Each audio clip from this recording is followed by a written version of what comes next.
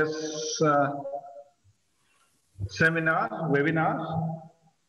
Arvind ji, actually आप लोग हमारे जो नए स्टूडेंट्स हैं उनको ये बताएं कि अरविंद जी हमारे उस दिन फैकल्टी में पढ़ाए थे, बट सबसे इम्पोर्टेंट है उनको सालों तक हम लोग बजट एनालिसिस के लिए इनवाइट करते थे। अरविंद जी का बजट पे एक्सपर्टीज जैसे 1984 से वो बजट की एनालिसिस करते आए और he has more than 40 years of journalistic experience. उन्होंने हिंदुस्तान में एडिट पेज एडिटर बने, इंडिया टुडे, जनसत्ता, डिफरेंट जगह में काम किया। बट अभी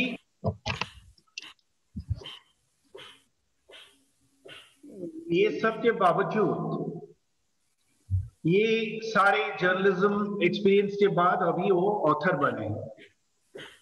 अभी उन्होंने जर्नलिज्म पे काफी अच्छी किताबें लिखी हैं।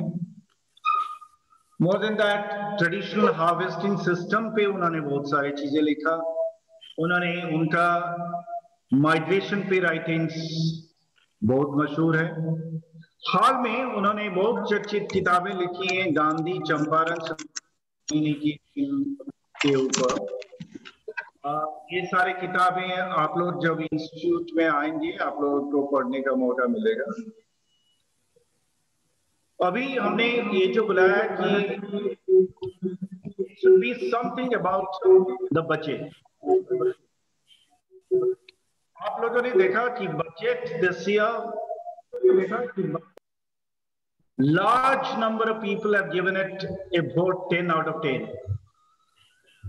कुछ लोगों ने कहा कि if it's arithmetically possible, then we would give 15 out of 10. Why?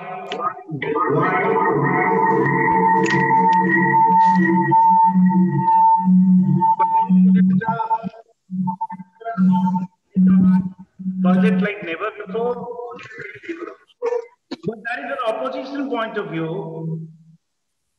P Chidambaram ने वो ऑपोजिशन पॉइंट ऑफ व्यू को डाल रखा कि it's a let down like never before. तो ये हम आज सुनेंगे कि अरविंद जी से ये इसमें क्या अच्छा ही है जिसके लिए लोगों ने इसको 10 आउट ऑफ 10, 15 आउट ऑफ 10 देने के लिए तैयार है। वन थिंग, ऑफ कोर्स, जो from the rich class to middle class to every class are expected there will be a pandemic tax. सरकार के पास पैसों की कमी है और इसलिए सरकार को कोई उपाय नहीं है। It will certainly on the rich class there will be a wealth tax or a surcharge, COVID surcharge, and even on the salaried class. वो जब नहीं हुआ तो everyone feels it's so good that things are better, and more so जो ये कहा जाता है कि it's a growth oriented budget, कि कैपेक्स कैपिटल एक्सपेंडिचर्स की इतनी ज्यादा इन्वेस्टमेंट्स कभी भारत के इतिहास में बजट में नहीं हुआ था। ये आर्गुमेंट दिया जा रहा है। And this capital expenditure will lead to later bigger growth. So अभी कैपिटल एक्सपेंडिचर करने के लिए जो फिस्कल डेफिसिट बहुत ज्यादा है, 9.5% अभी है, 6.7% अगले साल होगा, लेकिन ये इतना डेवलपमेंटल प्रोसेस को आगे बढ़ाएगा कि thereby it will not have the much feared inflationary effect at the end of the year. क्यों? पहले क्यों बोरोइंग, मार्केट बोरोइंग करके सरकार खर्चा नहीं करती थी? Because if you have more deficit, there will be greater inflation, and the greater inflation will marginalize, neutralize all your developmental perspectives. But ये आर्गुमेंट है कि अभी क्योंकि ये सप्लाई साइड डेवलपमेंट है सप्लाई साइड प्रोसेस है, तो डिमांड मोमेंटम अभी जनरेट नहीं हो रहा है, एंड इसलिए inflation will be suppressed and we will have a win win situation for everyone.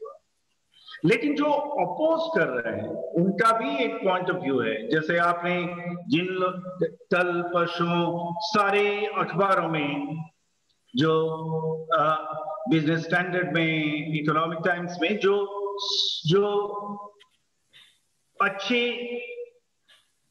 Humanist oriented scholars, economist हैं, उन्होंने कहा कि ये एक ऐसा ईयर था जिसमें bottom 30% of the population have become poorer than what they were a year ago.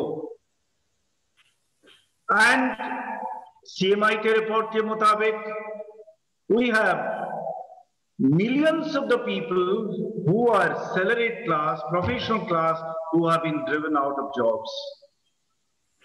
In this situation, आप अगर डेवलपमेंट करके over a period of time you will create a bigger pie, जो बिगर पाई से money will trickle down to the poor sections, ये hope करेंगे, then that's very unfortunate, because in the long term all of us are dead, and specially in the short term, जब हमारे more than 30 crore people are struggling for existence on a day-to-day basis.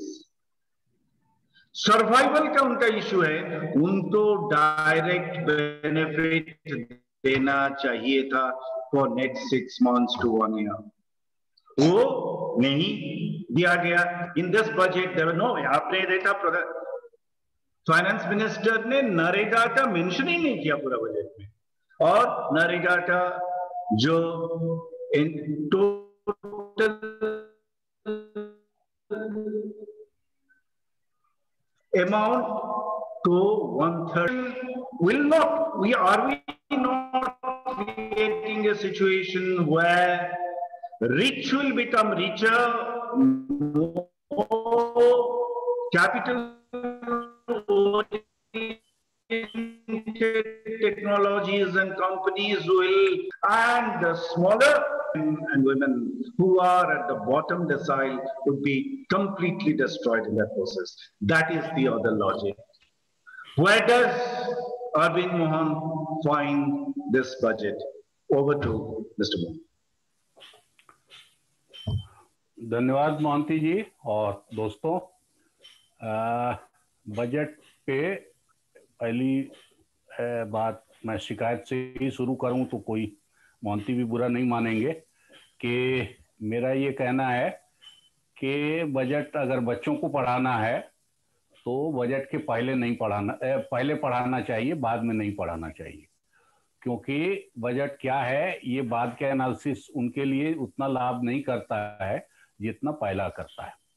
और इसकी ज़रूरत ये है, budget हम सब लोगों के लाइफ को इफेक्ट करता है, इस देश में किसी के लाइफ को अनटच नहीं रहने देता, तो अमीर गरीब जो भी हो सबका लाइफ, और सबसे सॉलिड चीज़ है ये बजट कि निश्चित रूप से सबको कुछ ना कुछ टच करता है।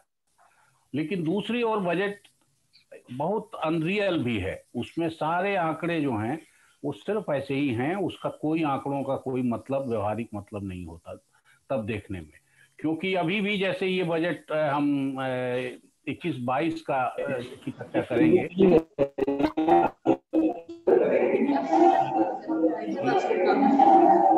हेलो, हाँ हेलो, हाँ सुन रहे हैं। हाँ, तो बजट की चर्चा हम 21-22 की करेंगे अभी, लेकिन असलियत यह है कि फाइनेंस मिनिस्टर के पास भी 20 और 21 का कोई आंकड़ा नहीं है।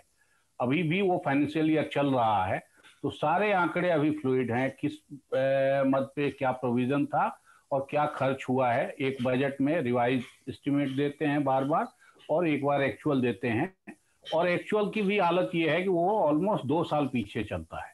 जब तक सारे फिगर आएंगे तब तक 2 साल निकल जाता है।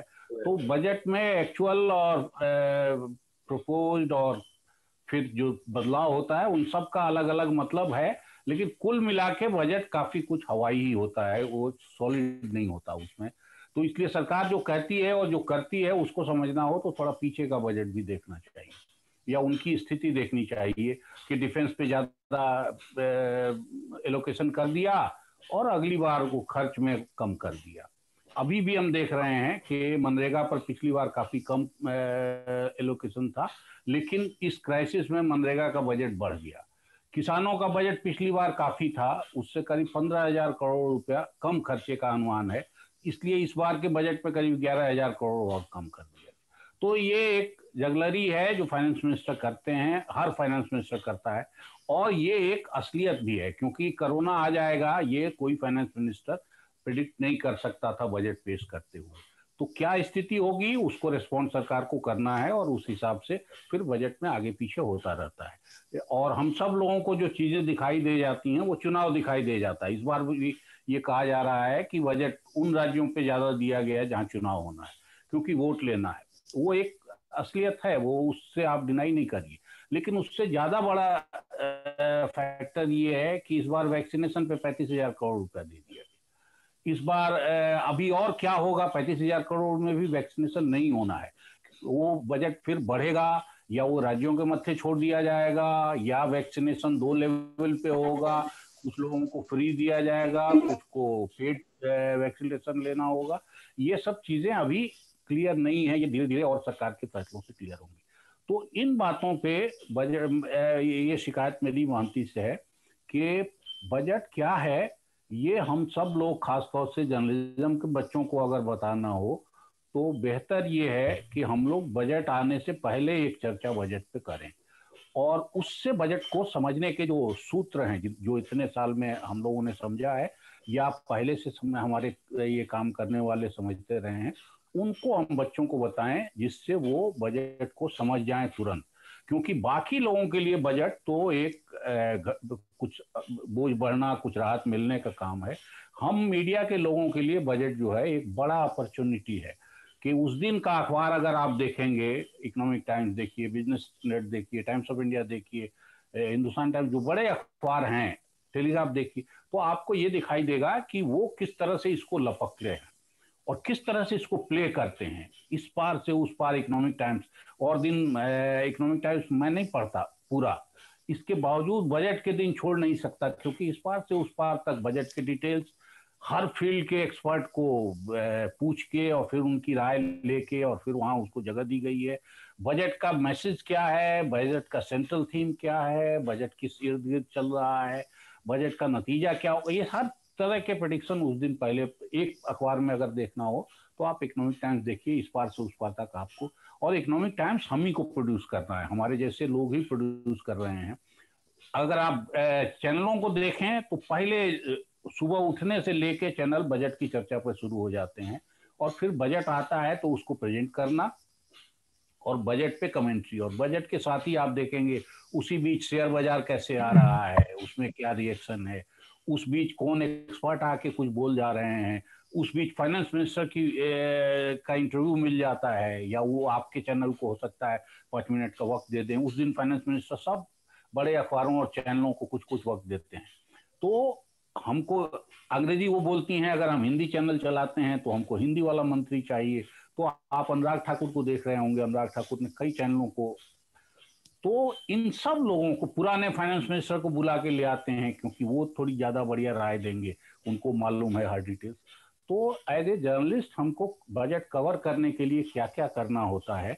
बजट एक ऑर्गेनाइज इवेंट है और तय डेट पे आता है, तो चैनलों के लिए, अखबारों के लिए, सबके लिए एक अपॉर्चुनिटी होता है कि आपके लिए जो चीज सामने आ रही है उसको देखिए, समझिए, प्रेजेंट करिए ढंग से, और आपका व्यूअर और आपका पाठक जो है उसको कैसे जाने, ये ठीक से उसको बता दीजिए। और आप जितना बढ़िया करेंगे तो अगली बार वो फिर इंतजार करेगा कि अब बजट आने वाला है और इस अखबार ने या इस चैनल ने बहुत बढ़िया कवर किया था।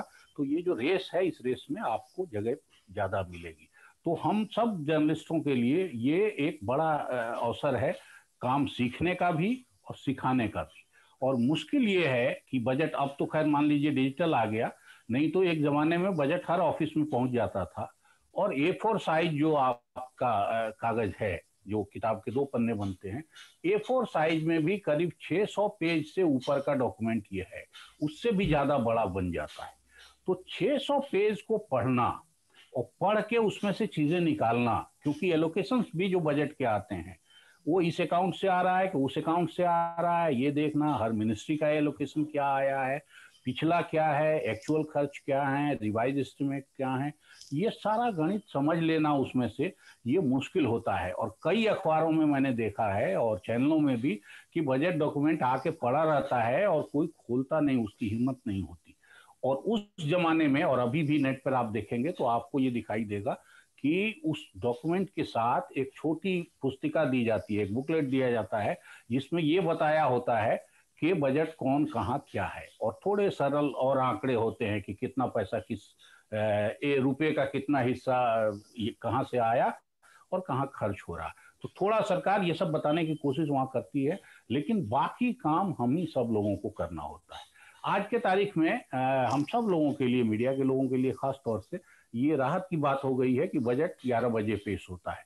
एक जमाने में जब हम लोग शुरू हुए थे और इतना टेक्नोलॉजी आगे नहीं, तो उस समय बजट शाम को पढ़ा जाता था 5 बजे से, और पढ़ना शुरू होते होते 7-8 बज जाता था करीब। 2 घंटा, पिछली बार तो फाइनेंस मिनिस्टर ने 2 घंटा 40 मिनट का बजट स्पीच पढ़ा, तो 2 घंटा 1.5 घंटा का भाषण होते होते 7 बज गया।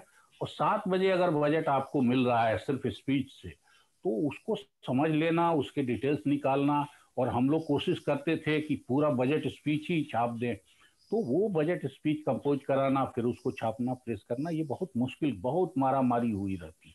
तो अगर हम पहले से तैयार नहीं होंगे तो बजट ठीक से पेश नहीं कर पाएंगे अपने पाठकों के लिए, अपने दर्शकों के लिए। तो मीडिया के लोगों के लिए ये एक अपॉर्चुनिटी है, और अगर हम ये मिस कर जा रहे हैं, जैसे ओलंपिक हो रहा हो और हम ठीक से कवर न करें, तो हम मिस करेंगे एक बड़ा अवसर। मान लीजिए किसी अनजान घटना में कोई अचानक कोई घटना हो गई और हम कहें कि हमारा रिपोर्टर नहीं था उस जगह, हमारा रीच कम है, तो कोई माफ कर सकता है, या हमारे लोग चले गए, या हमारे लोगों को समझ नहीं आया, मान लीजिए कई दफे कोई इतना महत्वपूर्ण फैसला है। बजट और ओलंपिक और क्रिकेट टेस्ट और इस किस्म की चीजें जो समय दे के आती हैं, पार्लियामेंट का सेशन, उसको आप मिस कर जाएंगे तो आपका रीडर और व्यूअर आपको माफ नहीं करेगा। तो हम सब लोगों के लिए एक बड़ा अवसर है, तो मीडिया के बच्चों को ये जरूर समझना चाहिए। और ये कह के आप नहीं बच सकते कि हमको इकोनॉमिक्स नहीं आता, क्योंकि बजट सिर्फ इकोनॉमिक्स नहीं होता है। बजट में आर्थिक आंकड़े और सांख्यिकी की चीजें रहती हैं जरूर, और वो थोड़ा मुश्किल हिस्सा है, लेकिन बजट मुख्य रूप से मैं कहूंगा एक पॉलिटिकल स्टेटमेंट होता है। सरकार अपनी पूरी पॉलिटिक्स आर्थिक फ्रंट पे किस किस्म से लड़ने वाली है और चलाने वाली है, ये बजट स्टेटमेंट असल में वही है। तो आपको राजनीति की समझ भी होनी चाहिए, आपको अर्थशास्त्र की भी समझ होनी चाहिए, और आपको बाकी भी लाइफ की सब चीजों की जानकारी कुछ न कुछ होनी चाहिए, जिससे आप बजट को समझ सके। तो बजट को ज्यादा बड़ा लेकिन बनाने से पहले मैं ये कहूंगा कि हम सब लोगों को बजट के बारे में और समझने के लिए सबसे आसान तरीका ये है कि हम अपने परिवार का बजट समझें पहले, कि परिवार का बजट कैसे चलता है। परिवार के बजट में भी 2 हिस्से होते हैं, एक आमदनी का, एक खर्च का। तो बजट भी सरकार के आमदनी और खर्च का हिसाब है। आमदनी में भी ये होता है कि कुछ नियमित आमदनी होती है, कुछ एसेट होते हैं थोड़े, जिनसे कुछ कभी पैसा मिल जाता है या उसकी एक ताकत रहती है। कई बार अनएक्सपेक्टेड पैसे भी आते हैं, अनएक्सपेक्टेड खर्च भी होता है, लेकिन कई बार अनएक्सपेक्टेड पैसा भी आता है।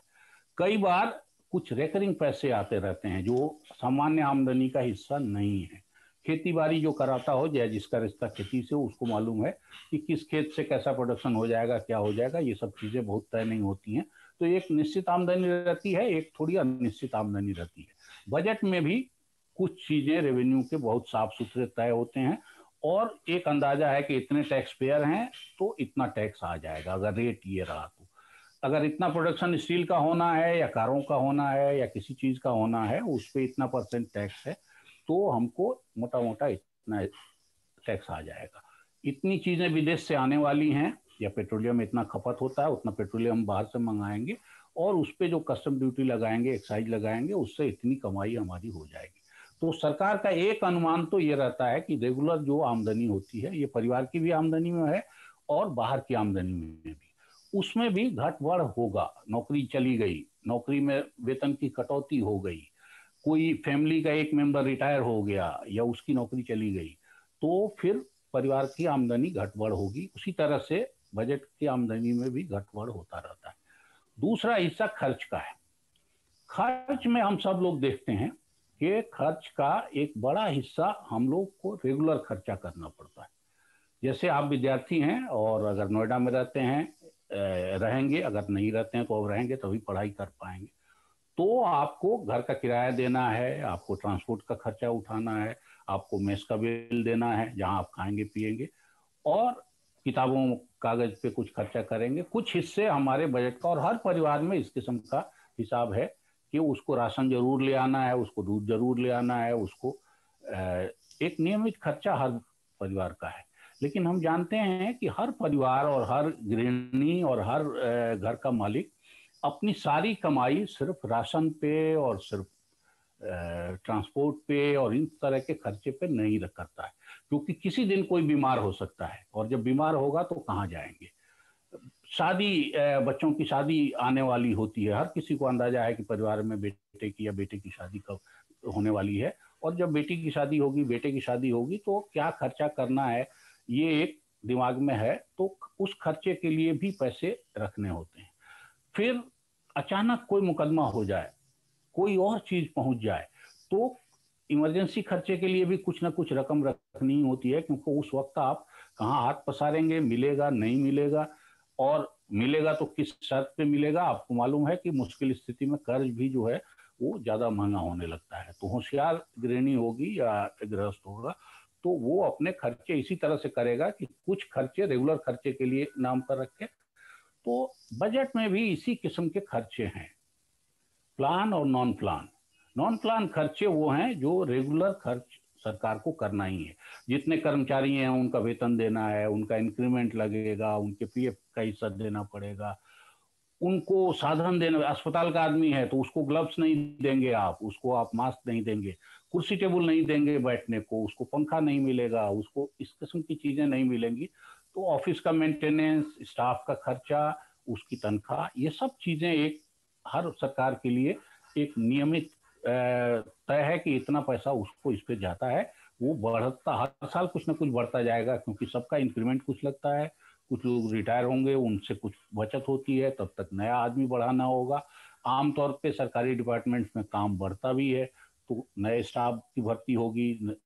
तो कुछ एक्सपेंडिचर आपको रेगुलर, नॉन प्लान एक्सपेंडिचर उसको हम बोलते हैं, वो आपको करना ही करना है।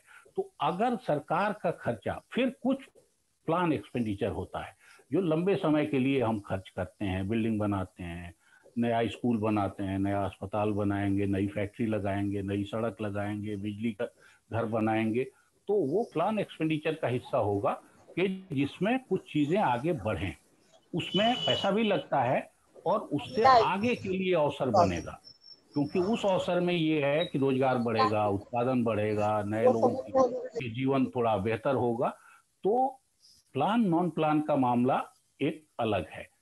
इस बजट को अच्छा, अगर मोंती जी ने पहले काफी बढ़िया ढंग से आपको ब्रीफ कर दिया, तो इस बजट को अगर अच्छा कहा जा रहा है तो उसकी एक वजह यह है कि इसमें करीब 5.5 लाख करोड़ रुपए का कैपिटल इन्वेस्टमेंट है। लंबे समय वाले जो प्लान का इन्वेस्टमेंट है कि आगे की योजनाएं जो आने वाली हैं उन पे एक्सपेंडिचर करना है 5.5 लाख करोड़, करीब 5,54,000 करोड़ का मामला है।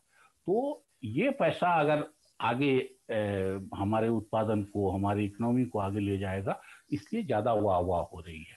और ज्यादा वाह वाह लोग कर रहे हैं जो इस प्लान का डायरेक्शन भी देख रहे हैं कि ये डायरेक्शन कहाँ ले जाएगा।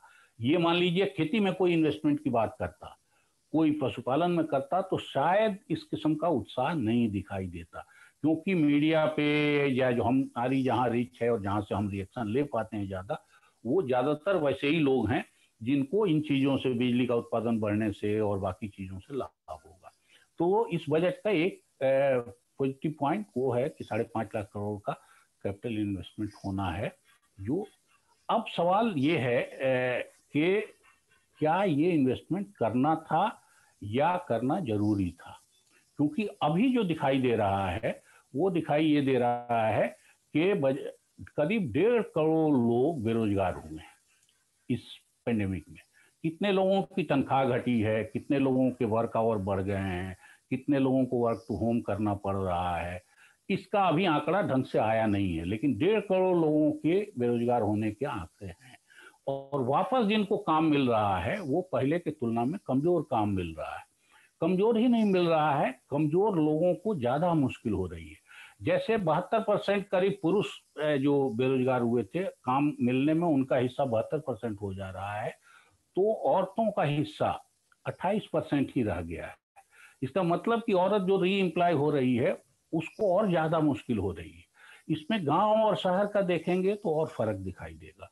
इसमें अगर गरीब अमीर देखेंगे किस काम वाला है, तो आपको और दिखाई देगा कि जो छोटे काम से बेरोजगार हुए थे लोग, उनको वापस रोजगार मिलने में ज्यादा मुश्किल हो रही है।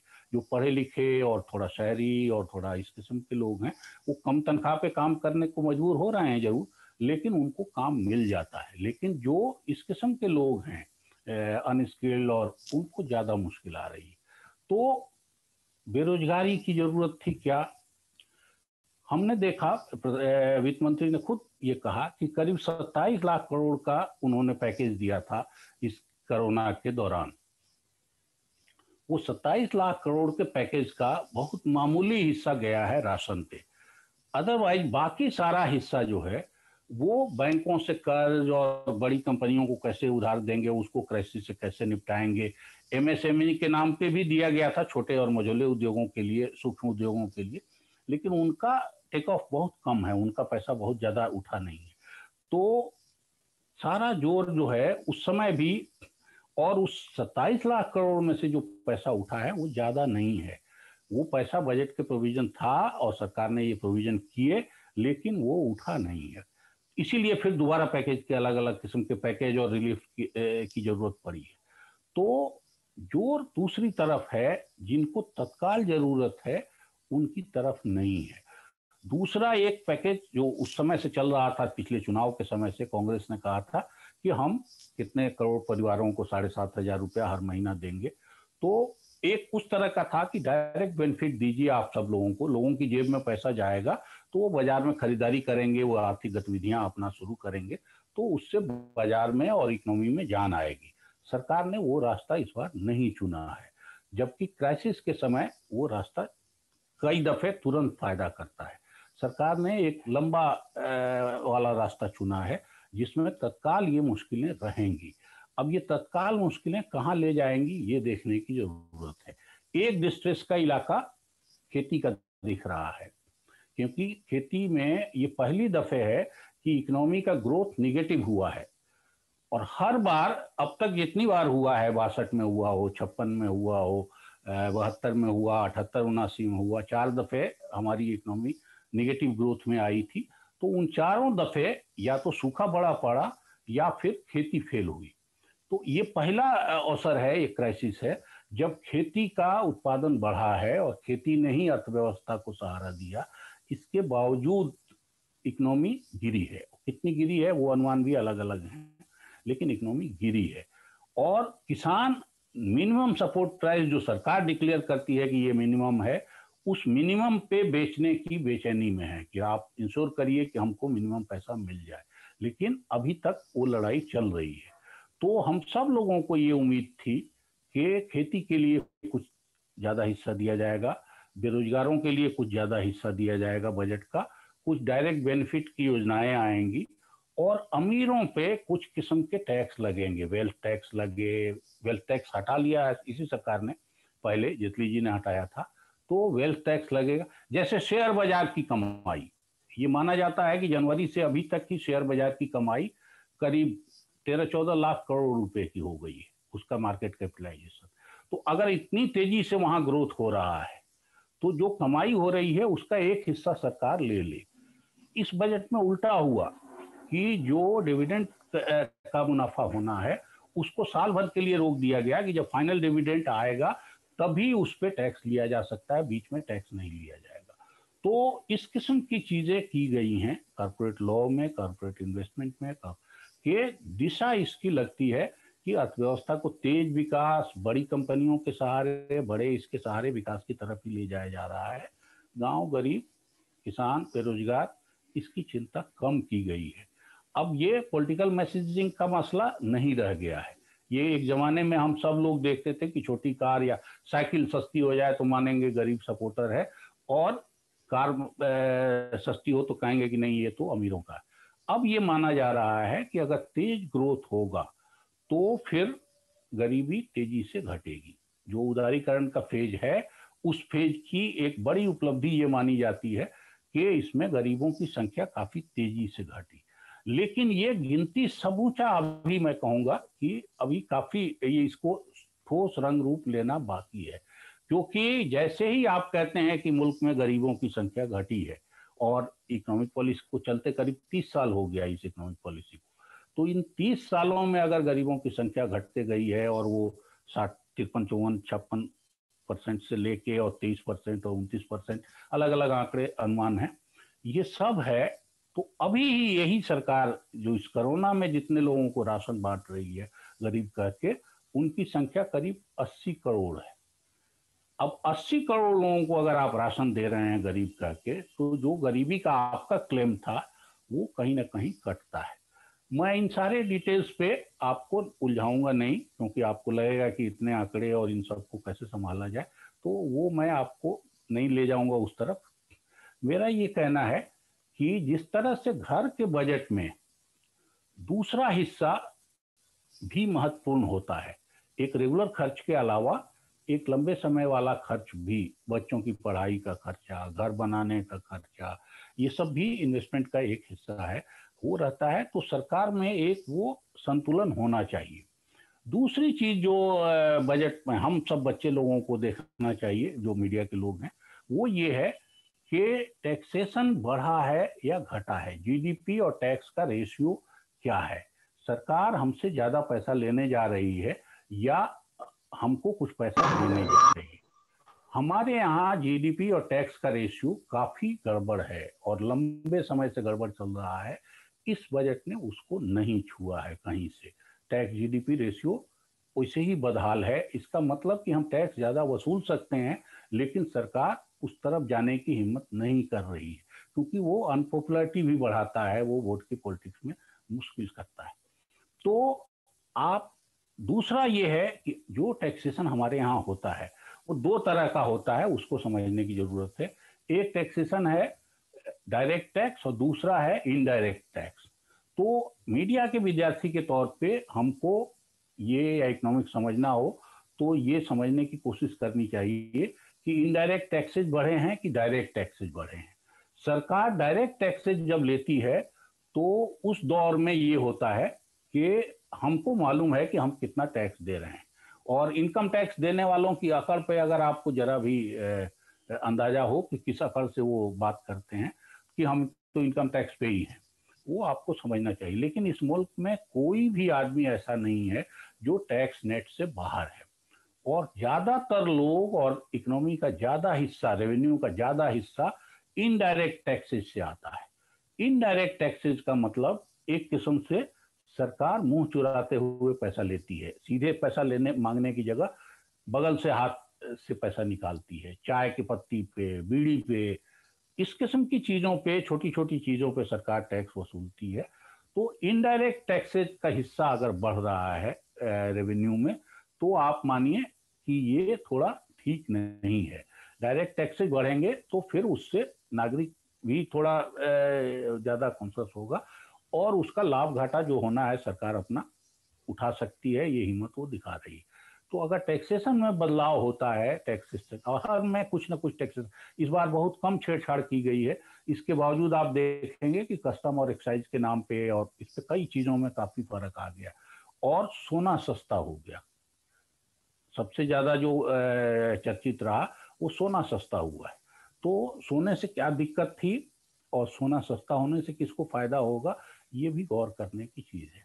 तो टैक्सेशन में हमको डायरेक्ट और इनडायरेक्ट का रेशियो थोड़ा समझना चाहिए, और कौन बढ़ रहा है उसको, उसका स्वागत करना चाहिए, कौन घट रहा है उसका स्वागत करना चाहिए। एक्सपेंडिचर के मामले में मैंने थोड़ा आपको घर के बजट के हिसाब से ये बताया था कि अगर कैपिटल एक्सपेंडिचर बढ़ता है तो वो स्वागत की चीज है, इसीलिए इस बजट का स्वागत हो रहा है। और अगर नॉन प्लान खर्चे ज्यादा बढ़ रहे हैं सरकार के और सरकार उसी में लगी हुई है, और एक अच्छा बैरोमीटर ये है कि टैक्स रेवेन्यू जितना है, अगर उतने से आप अपना खर्चा चला ले रहे हैं, हर महीने तनख्वाह जितनी मिलती है उतने से अगर घर आप चला लेते हैं, और बाकी जो आमदनी थोड़ी बहुत है या सोना चांदी घर में पड़ा हुआ है या कहीं और से कुछ आना है, उसका इस्तेमाल आप आगे के लिए करते हैं, तो एक तरह की गृहस्थी आपकी ठीक चल रही है। लेकिन अभी हम लगातार देखते हैं कि हमारा रेवेन्यू का जितनी आमदनी है और जो खर्चा है वो काफी ज्यादा फर्क है, खर्च ज्यादा, और पिछले साल तो और ज्यादा हुआ है। बजट में 2-3 डेफिसिट होते हैं, उनकी चर्चा भी थोड़ी करने की जरूरत है, उस पर भी नजर हम पत्रकारों की रहनी चाहिए। एक तो ये रेवेन्यू का ही डेफिसिट है कि रेवेन्यू कितना आ रहा है और कितना खर्चे में जा रहा है। दूसरा, कुल बजट में जो दूसरे अकाउंट से पैसे आते हैं, उन अकाउंट्स का पैसा ले दे के बजट कहाँ ले जा रहा है, कितना बढ़ा रहा है खर्चा, घटा रहा है, तो बजट का डेफिसिट कहाँ है, इसको देखना चाहिए। और पूरी इकोनॉमी में हम कहाँ खड़े हैं, पूरी इकोनॉमी में जितना पैसा आता है और जितना जाता है उसके फासले को हम लोग फिस्कल डेफिसिट कहते हैं, राजकोषीय घाटा। राजकोष में कितना पैसा आएगा कुल और कितना निकलेगा, ये पूरा हिसाब एक लगाते हैं।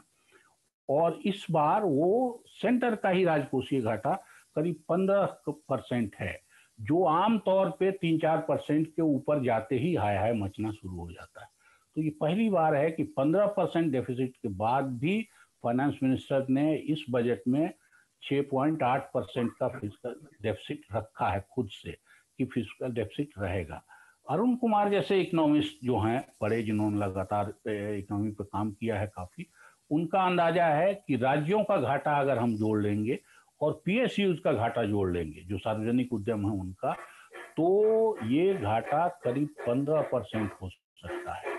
तो आमदनी 85 और खर्चा 100 रुपया। अब ये इकोनॉमी के हिसाब से किसी गृहस्थ को भी ये समझाइए कि आपकी आमदनी 85 रुपये है और आपका खर्चा 100 रुपये है, किसी गृहिणी को कह दीजिए तो वो कहेगी कि इसमें तो कंगाल हो जाएंगे या देश को कहीं बंधक रख देंगे खुद को, तभी ये पैसा आएगा। सरकारों के लिए डेफिसिट फाइनेंसिंग कई बार फायदे की होती है अगर वो प्रोडक्टिव इस्तेमाल करते हैं उसका, तब कि अगर वो पैसा बाजार में सामान्य खर्चे में आने की जगह रोटी दाल खा लेने या उस पर पनीर और मुर्गा खा लेने की जगह हम थोड़ा उसको ऐसी जगह लगा देते हैं जिससे कमाई होने लगे, जिससे उत्पादन बढ़ जाए, तो वो फिर जो घाटा अभी का है वो बाद में हमारे और इकोनॉमी के फायदे में बदल जाता है। तो कैपिटल एक्सपेंडिचर इसी किस्म की चीज है और वो इस बार थोड़ा ज्यादा हुई है, उसकी वाहवाह ज्यादा हो रही है। लेकिन जो उपेक्षित इलाके हैं, उन उपेक्षित इलाकों को खासतौर से कोरोना पूरे साल भर जिस तरह से परेशान करता रहा है, उसके बाद उनकी जरूरत शायद थोड़ी ज्यादा है और ज्यादा थी, जिससे अभी बजट में उतना ध्यान नहीं दिया गया। रोजगार कितना क्रिएट होगा इसका कोई आंकड़ा बजट में जिक्र नहीं है। डिफेंस पे कितना खर्चा होगा, जितना राष्ट्रवाद सरकार बात करती रही है चीन और पाकिस्तान और कुछ से, डिफेंस सब मेरे ख्याल पूरे बजट स्पीच में एक दफे आया।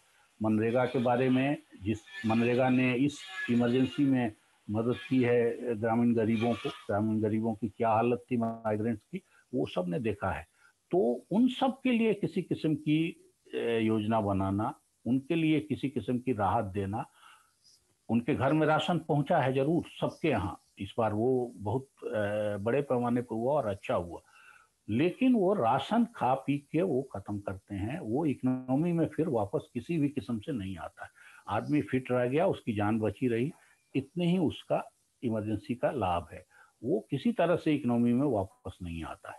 वापस आने का खेल सिर्फ यही है जो अभी किसानों के साथ हो रहा है कि आप अनाज खरीदते हैं, उसको गोदाम में रखते हैं और गोदाम में पड़े पड़े सड़ रहा था, उसकी जगह ये उतने ही भर का लाभ है, उतने ही भर खरीद। तो बजट कुल मिला के जितनी तारीफ हो रही है और बाजार जिस तरह से उछल रहा है, खासतौर से शेयर बाजार वेल्थ टैक्स किसी किस्म का नहीं लगने से, शेयरों की कमाई को एकदम अछूता छोड़ देने से, शेयर बाजार में पार्टिसिपेटरी नोट के जरिए पूंजी आती है काफी, विदेशी पूंजी तो खास तौर से। तो पी नोट्स के बारे में हर सरकार एक दफे कोशिश करती है कि किसकी पूंजी है वो कम से कम नोट हो जाए जिससे काला धन रुके। इस बार सिर्फ थोड़ी चर्चा थी कि पी नोट्स पे कोई फैसला आ सकता है क्योंकि बाजार ज्यादा ही उछल रहा है, उसी से बाजार काफी गिरे। तो बाजार के लिए 3-4 अनुकूल फैसले हो गए और फिर बाजार के हिसाब से बड़े इन्वेस्टमेंट का प्लान आ गया, तो बाजार तो उछलेगा ही। असली चीज उस तरफ भी देखने की है जिधर गरीब हैं, कमजोर हैं, गांव के लोग हैं, खेती के लोग हैं और नौकरी पेशा लोग हैं। नौकरी पेशा लोगों के लिए एक भी पैसे का रिलीफ नहीं। 75 पार के लोगों के लिए इस पूरे बजट में जो एकमात्र प्रोविजन जिसकी चर्चा बार बार हो रही है कि 75 पार के लोगों को टैक्स का रिटर्न नहीं भरना होगा, ये कोई रिलीफ नहीं है। और वो भी ऐसे लोगों को जिनकी आमदनी सिर्फ उनके पेंशन और बैंक में जमा के इंटरेस्ट पे है, और वो तब मिलेगी जब सरकार द्वारा तय बैंकों में वो अपना खाता रखेंगे। इसका मतलब उनके हर पैसे पर नजर रहेगी। एक भी रुपया अगर उनको कहीं बाहर से आमदनी होती है तो उनको उसी तरह से रिटर्न भरना पड़ेगा जैसे बाकी लोगों को। तो एकमात्र राहत अगर ऐसी है जिसका कोई व्यवहारिक मतलब नहीं, थोड़े बूढ़ों को जाने में जाके भरने से मुक्ति हो जाएगी, लेकिन अगर यही है तो इसमें टैक्स पेयर्स को काफी ज्यादा निराशा हुई है क्योंकि सबको लग रहा था कि कोरोना ने जिस तरह से बजट बिगाड़ा है, बेरोजगारी बढ़ाई है, उसमें शायद थोड़ी रिलीफ मिलेगी। तो उस किस्म के रिलीफ भी इसमें नहीं आई। लेकिन पॉपुलिज्म की कमी नहीं है। इन चीजों को कई बार पॉपुलिस्ट कह दिया जाता है, तो पॉपुलिज्म की कमी कहीं दिखाई नहीं दे रही है क्योंकि उन राज्यों के लिए बजट बढ़े हैं जिनमें चुनाव होना है, उन राज्यों के लिए योजनाएं दी गई हैं ज्यादा जिनमें चुनाव होना है, और बड़े इन्वेस्टमेंट, बड़ी कंपनियां, बड़े कॉरपोरेट इसके लाभ के साथ ही सरकार ने एक दूसरी ढिठाई की है जिसकी चर्चा करके मैं बात खत्म करूंगा, ज्यादा करने की जरूरत नहीं है। 15वां फाइनेंस कमीशन की रिपोर्ट अभी अभी आई है और उसके हिसाब से करीब 41% सेंट्रल रेवेन्यू का हिस्सा राज्यों को जाना चाहिए। सरकार इस साफ सुथरे रिपोर्ट के बावजूद उसने इस हिस्से को अभी भी 31% रखा है, 30% से कुछ ऊपर। 10-11% हिस्सा अभी भी सरकार नहीं दे रही है। और पिछली दफे जो एक्साइज में कमी हुई है उसके नाम पे पिछली बार भी जीएसटी का हिस्सा राज्यों को नहीं दिया गया है, जबकि जीएसटी लागू करते समय ये रिटन एग्रीमेंट है केंद्र और राज्यों के बीच कि सरकार हर साल जीएसटी बढ़ा के देगी और उसमें राज्यों का हिस्सा कभी नहीं रुकेगा। पिछली बार राज्यों से कहा गया कि अगर आपको पैसा घटता है तो आप अपना उधार लीजिए बाजार से, आप खुद सेंटर लेने की जगह आप लोग अपना अपना पैसा लीजिए और अपने हिसाब से खर्चा करिए। ये असल में एक किस्म की राजनीतिक दादागिरी भी है और एक फाइनेंशियल मैनेजमेंट भी है कुशल, कि राज्यों का बर्डन आपके ऊपर ना आए, राज्यों का घाटा। जैसे अभी 6.8% की बात मैं कर रहा था कि जीडीपी के 6.8% फिजिकल डेफिसिट बजट में छोड़ा गया है।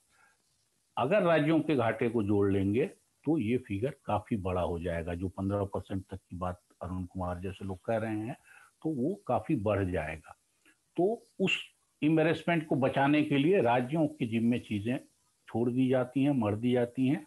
और राज्यों का मामला ये है कि केंद्र कुल पैसे का, जो राजकोष का कुल पैसा है, उसका छोटा हिस्सा ही खर्चा करता है, ज्यादा हिस्सा राज्यों में खर्च होता है।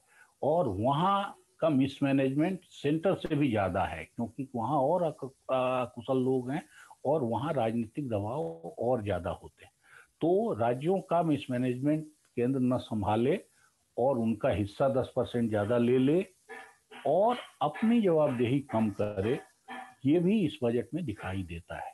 तो इसलिए बजट की चर्चा जब भी करें तो इस बात का ध्यान रखें कि जो अच्छाइयाँ हैं वो हाईलाइट हों, निश्चित रूप से हों, और उसका क्रेडिट फाइनेंस मिनिस्टर और सरकार को मिले, लेकिन जो कमजोरियां हैं वो भी न छुपें, वो दब न जाएं। और एक शोर बाजार, और अब जैसे मैं देख रहा हूँ 40 साल से 35 साल से जब से कि हर बजट के तुरंत बाद फिक्की और एसोचैम के लोग आते हैं, उनके अध्यक्ष आएंगे और वाहवाही करते हैं। इस 35-40 बजट जो मैंने देखा है उसमें सब में वाह वाह वाली चीज ही नहीं रही है। वाह वाह वाली चीजें रही हैं लेकिन हाय हाय वाली चीजें भी बहुत रही हैं। तो एक खास जमात जब ये करता है तो आपको उतने भर से प्रभावित होने की जरूरत नहीं है। बजट के कुछ बेसिक इंडिकेटर्स हैं जिनकी चर्चा हल्की मैंने की है। बोर्ड वगैरह होता है तो ज़्यादा साफ ढंग से हम उसको बता सकते हैं, और मैं उम्मीद करूंगा कि अगली बार तक हम सब लोग कोरोना मुक्त होंगे और बोर्ड पे ये बना के भी चार्ट समझाया जा सकता है कि कौन अकाउंट कैसा है। और जैसे गृहस्थी का बजट चलता है वैसे देश का बजट भी चलता है, और उसको उसी पैमाने से समझा जा सकता है कि खर्च अगर यहाँ हो रहा है, आमदनी कहाँ से हो रही है और उस आमदनी में क्या गुण दोष हैं और उस खर्चे के क्या गुण दोष है, और उसी के बेसिस पर हम ओवरऑल बजट को समझते हैं। बजट जो है हर आदमी के जीवन को प्रभावित करता है। सर और उससे भी ज्यादा ये है। सर प्रणाम सर। सर मेरा एक सवाल है, क्या मैं पूछ सकता हूँ अगर आपकी इजाजत हो? हाँ। प्रणाम सर। सर मेरा सवाल ये है, काफी बेसिक सा छोटा सा है, कि ये जो हमारा 2021 का बजट है, जो कि बहुत खूबसूरत, बहुत अच्छा बजट इस बार आया है, तो मैं जानना चाहूंगा कि ये मध्यम वर्ग का आदमी, आम इंसान, ये अपने जीवन शैली में इस बजट को कैसे अपने ऊपर अमल कर सकता है, ये मैं जानना चाहूंगा सर। थोड़ा सा बहुत ही संक्षेप में सर बता दें। बजट में अमल करने का हमारे ओर से कुछ नहीं होता है।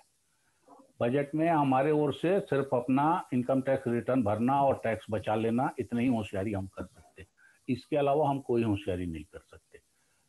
और ये हर व्यक्ति के दिमाग में रहता है कि टैक्स कम से कम दें और किस तरह से थोड़ा टैक्स बचा लें। इसके अलावा ज़्यादा कुछ हमारी गुंजाइश नहीं, बाकी चीज़ें सरकार ही तय करती है। तो इसीलिए हम किसी बजट को अमीरों की तरफ झुका बताते हैं, किसी को गरीबों की तरफ, क्योंकि सरकार जिस तरफ उसका डायरेक्शन मोड़ती है उसी तरफ चीजें चलती हैं। तो बजट इस लिहाज से हर आदमी की लाइफ को प्रभावित करता है, किसी को ज्यादा करता है, किसी को कम करता है। और ग्लोबलाइजेशन के पूरे पीरियड में 30 साल में सारी दुनिया का ट्रेंड है और हमारे यहाँ का भी ये ट्रेंड है कि अमीर ज्यादा अमीर हुए हैं, गरीब ज्यादा गरीब हुए हैं। रेशियो भले गरीबी रेखा वाला जो तो इस बजट में तो सबसे ज्यादा फायदा सिर्फ निफ्टी को ये हुआ है, सबसे ज्यादा, निफ्टी अगर एक तरह से देखा जाए। हाँ, लेकिन बजट का झुकाव निश्चित रूप से अमीरों की तरफ है, कॉर्पोरेट सेक्टर की तरफ है, गांव देहात, गरीब, बेरोजगार चिंता से थोड़ा बाहर है। अब एकदम उसको खत्म नहीं कोई कर सकता, लेकिन मुख्य चिंता वही डायरेक्शन असल में अगर हम समझते हैं तो हमारे लिए बजट समझ में आ जाता है। थैंक यू, धन्यवाद सर, प्रणाम।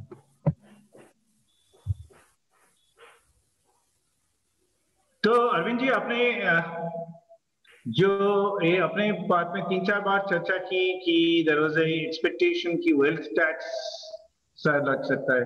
Do you think that's a good idea to have wealth tax?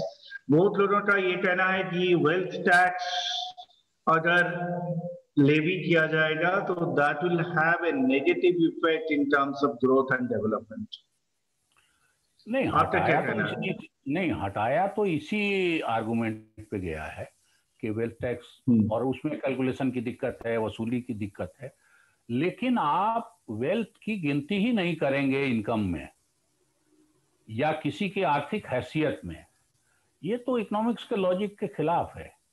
मान लीजिए आपको इस साल, मुझे इस साल बहुत, मैं अपना कह सकता हूं कि इस साल मुझे ज्यादा आमदनी नहीं हुई क्योंकि टीवी पे जाना कम हो गया, लिखना कम हो गया, लेकिन मुझे तो ऐसी कोई दिक्कत नहीं हुई कि हमको खाने की दिक्कत हो जाए, हमको राशन की दिक्कत हो जाए, हमारे यहाँ कोई बीमार पड़े हम इलाज न करा सकें। और उसकी वजह ये है कि हमारे पास ये पैसा था जो पहले के सालों की कमाई है, जिस पे टैक्स दिया हुआ है, जो हमने अपने पास रखा है। लेकिन हमने कम से कम 25 मजदूरों को पैसा भेजा होगा।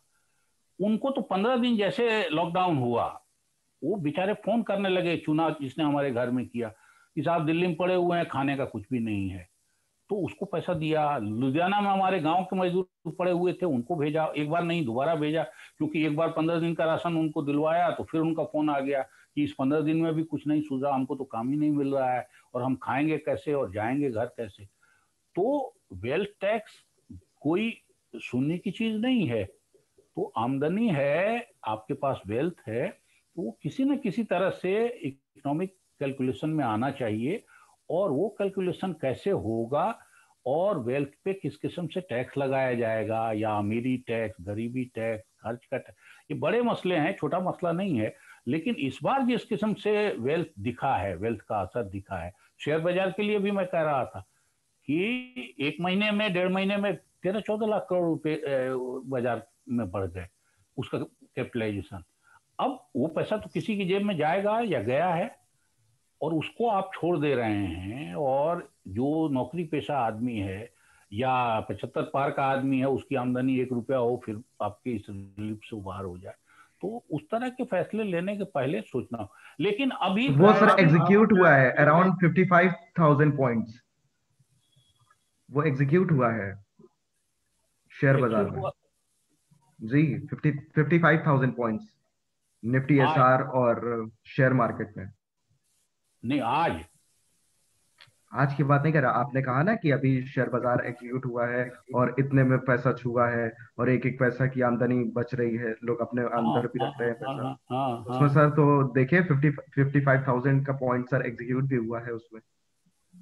नहीं नहीं, असल में उस तरफ सरकार का ध्यान नहीं है। नहीं तो एग्जैक्टली बस।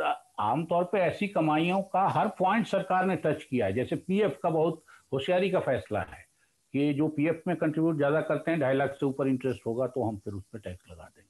अब वो होशियारी का फैसला, उससे बहुत ज्यादा फर्क नहीं पड़ेगा, लेकिन इस टेंडेंसी पर रोक लगेगी कि पैसा इधर की जगह वहां 1.5 पैसा आप डाल दीजिए और फिर उससे कमाई करते रहिए। तो इकोनॉमिक एक्टिविटी तो सरकार की नजर से छुपी हुई चीजें नहीं है। सरकार अगर कुछ होने दे रही है तो वो उसकी सोच का ही नतीजा है, वो अचानक नहीं हुआ। क्या आप यू वुड प्रेफर कि ये जो short term capital gains tax जो है जो शेयर बाजार में, उसको बढ़ाना चाहिए था? किसी किस्म से बाजार पे थोड़ा उधर से वसूली करनी थी, वो आमदनी का एक सोर्स हो सकता था। और सारी दुनिया में होता है, कैपिटल गेन अगर आप अलग अधिक करते हैं किसी भी तरह से और इकोनॉमी को स्टेबिलिटी दिए बगैर करते हैं, जैसे कैपिटल गेन अगर रोड में इन्वेस्ट कोई कर रहा है, कोई बिल्डिंग में इन्वेस्ट कर रहा है, सरकारी प्रोजेक्ट है और उसमें आपने इन्वेस्ट किया तो 5 साल 7 साल आपका पैसा वहां रहेगा। या अपना घर ही आप बना रहे हैं तो एक जरूरत है बड़ी आर्थिक, और आपने अपने घर में इन्वेस्ट किया और 5 साल 10 साल आपने उस पूंजी को वहां रखा, तब तो आपको कैपिटल गेन का हक है कि आपको कैपिटल गेन मिलना चाहिए।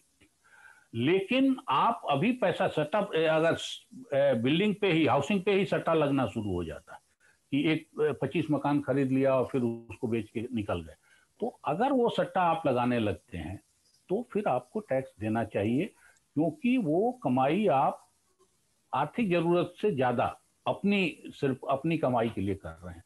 समाज और देश की आर्थिक जरूरत कहीं से उससे पूरी नहीं होती। सोने के मामले में भी ये है, बुलियन ट्रेड में भी ये है कि बुलियन रोज चढ़ रहा है, गिर रहा है और वो सट्टेबाज खेल रहे हैं। बल्कि कमोडिटी ट्रेडिंग तो आज के तारीख में आपके जीडीपी से कई गुना ऊपर आ गया है और हम उसकी चर्चा नहीं करते हैं। और कमोडिटी तो शुद्ध सट्टेबाजी है, क्योंकि उसमें पेट्रोलियम की भी ट्रेडिंग होती है जो इस देश में अब कहीं 1 ग्राम कहीं बिकता नहीं हुआ। उसमें ऐसी ऐसी चीजों की, जैसे चना देश में जितना होता है, अगर आप कमोडिटी मार्केट में देखेंगे तो चने का सौदा प्रोडक्शन से करीब 20-25 गुना ज्यादा हो जाता है। तो आपने ना कहीं माल दिया ना कहीं लिया, सिर्फ एक बोली लगाई और वो उस प्राइस पे रोके रहे और उसके बाद बेच के निकल गए, तो आप कमाई करके उसमें से निकल आए। तो वो तो सट्टा हो गया, उससे ना किसान को फायदा हुआ, ना कंज्यूमर को फायदा हुआ, ना इकोनॉमी को किसी किस्म का। तो अगर ऐसी कमाई होती है और उसको सरकार छोड़ दे रही है बगैर टैक्स लगाए, तो मुझे लगता है कि वो कोई अनजान मामला नहीं है, वो पॉलिसी का मामला। लेकिन ये नहीं लगता कि जैसे अरुण जेटली ने long term capital gains tax लगाया अपने बजट में, तो उसके चलते बहुत अनपॉपुलर हो गया। सो ये सरकार के बजट तो अनपॉपुलर हो जाएगी if you make this kind of taxes. असल में बाजार भर के लिए काम करना अलग मसला है। इकोनॉमी के लिए काम करना और एज ए फाइनेंस मिनिस्टर आपको इकोनॉमी का काम करना है। प्रणब मुखर्जी ने भी आके पी नोट्स पे एक बयान दिया कि कम से कम नाम दर्ज हो, और बाजार ने उनको बोल्ट आउट कर दिया। तो इसलिए बाजार का खेल तो चलेगा, उसमें मीडिया पार्टनर हो जाता है, उसमें दुनिया भर के दबाव आने लगते हैं, दुनिया भर के इंस्टीट्यूशन जो फाइनेंशियल इंस्टीट्यूशन है जिनको वो चंदा देते हैं, तो उनका खेल शुरू हो जाता है। एज ए फाइनेंस मिनिस्टर आपको पॉपुलैरिटी अनपॉपुलैरिटी से ऊपर उठ के फैसला करना हो। ये है कि बट आपका ये कहना है ना कि budget is a political statement, so economy से तो कोई ही तजुर्बा नहीं है वो एक इश्यू है उसमें। You want to be as much for, ठीक है। अभी ओपन फॉर डिस्कशन। अच्छा, फुलचंद जी दिखाई दे रहे हैं। डॉक्टर पी सी सिंह, कुछ सवाल आपका अरविंद जी के लिए।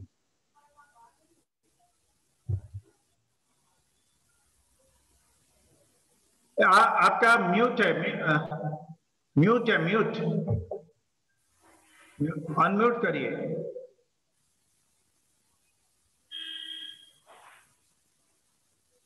मैं कह ये रहा था कि अरविंद जी का तो काफी तजुर्बा है, इतने दिनों से इसी चीज के ऊपर बोलते रहे हैं और कई सरकार का बजट देखा, चीजों को किया, काफी इट वाज वंडरफुल एनालिसिस, बहुत अच्छा लग रहा था सुन करके। पर एक चीज बताइए कि आप अपने जो ये सरकार के पास बहुत कॉन्स्टेंट है, इस सरकार के ये जो कोरोना का अनप्रेसिडेंटेड प्रेशर था, पूरे प्रेशर को देखते हुए जो ये बजट पेश किया गया। एक मिनट फुल भाई, एक मिनट। अभी जो ये जो बातें हो रही थी आप लोगों में कि वेल्थ टैक्स के बारे में और इन चीजों के बारे में, कई चीज की घटना घटी है। वो थोड़ा मैं समझ रहा हूँ कि आप सुन रहे हैं, घर में शोर हो रहा है। अच्छा, मैं फिर से बोलता हूँ। हाँ, मैं बोल रहा हूँ कि अरविंद जी, मैंने एक बात कहा था कि आपका इतना तजुर्बा है, आपने कई सरकारों का बजट देखा। ये आप कोरोना अभी का जो बजट है, इस बार इस सरकार का बजट जो है वो बड़ा मतलब अनप्रेसिडेंटेड बजट है। इसके बारे में सारे लोगों ने, अरविंद सुब्रमण्यम से लेकर सब लोगों ने कहा कि इतना प्रेशर है इकोनॉमी का, मतलब माइनस में चल रही है, 23% से फिर 7% तक आई है, और अब अगला अगला आकलन क्या है। क्या इस कांस्टेंट को देखते हो, अपने सभी जो हम आपकी चर्चा सुन रहे थे वेल्थ टैक्स को लेकर के, और अभी देखा कि कॉर्पोरेट वर्ल्ड के लिए भी जो डबल टैक्सेशन का मामला था उसको भी, क्या सरकार पर कई तरह के एलिगेशंस लग रहे हैं कि उनका कॉर्पोरेट घरानों से मिली भगत है?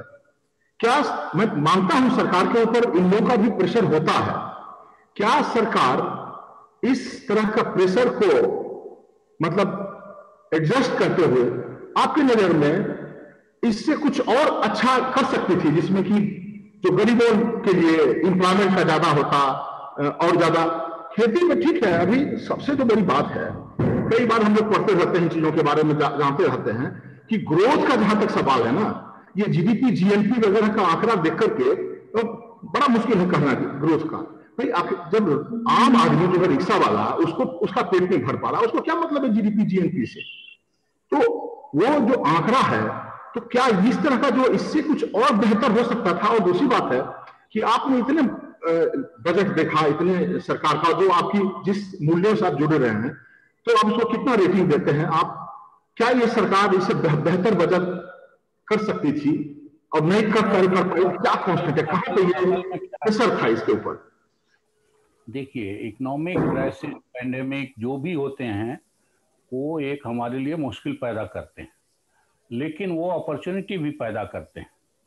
अगर आप देखेंगे तो अमेरिका का ग्रोथ, जापान का ग्रोथ, अगर इतिहास देखेंगे तो मंदियों से हुआ है और वर्ल्ड वार से हुआ है। 29 की मंडी के बाद ही अमेरिका का ग्रोथ हुआ है बहुत तेज, क्योंकि पॉलिसीज अगर आप ठीक से बनाएंगे, उस अवसर का लाभ लेंगे। जैसे इसी में आप देखिए, कोरोना शुरू हुआ चीन से, और चीन दुनिया का अभी एकमात्र देश ऐसा नजर आ रहा है जो इस बार भी पॉजिटिव ग्रोथ लेके आएगा। तो अपॉर्चुनिटी को समझना और उस हिसाब से काम करना। इस बजट में भी हम सब लोग 5.5 लाख करोड़ के कॉर्पोरेट मैंने ये कैपिटल इन्वेस्टमेंट की बहुत तारीफ कर रहे हैं, और लेकिन इसमें भी पॉपुलिज्म वाले वोट दिलाने वाले चीजें हैं। उज्ज्वला पे खर्च का बहुत बड़ा प्रोविजन है, राशन पे खर्चे का बहुत बड़ा प्रोविजन है। असलियत ये है, एक आंकड़ा आपको मैं दूं तो उससे थोड़ा आपको समझ आए जा और बढ़िया, कि पिछले 7 साल में 6 साल में सिर्फ पेट्रोलियम पे जो टैक्स सरकार ने ज्यादा लगाए हैं, वो पास नहीं किया ग्राहकों के पास, उससे 12-13 लाख करोड़ रुपया सरकार के झोली में गया है। और राशन और उज्ज्वला जैसी योजनाओं पे जो सिर्फ वोट का की स्कीम एक तरह से हैं, वो किसी का कुछ निश्चित रूप से उसका लाइफ पे असर पड़ा है कुछ लोगों के, या उनका जीवन, मान लीजिए मुफ्त राशन मिल गया तो जो जिसको पेट में अनाज नहीं है उसके लिए तो ठीक है, लेकिन इकोनॉमी के हिसाब से उसका कोई बहुत ज्यादा फर्क नहीं पड़ा है।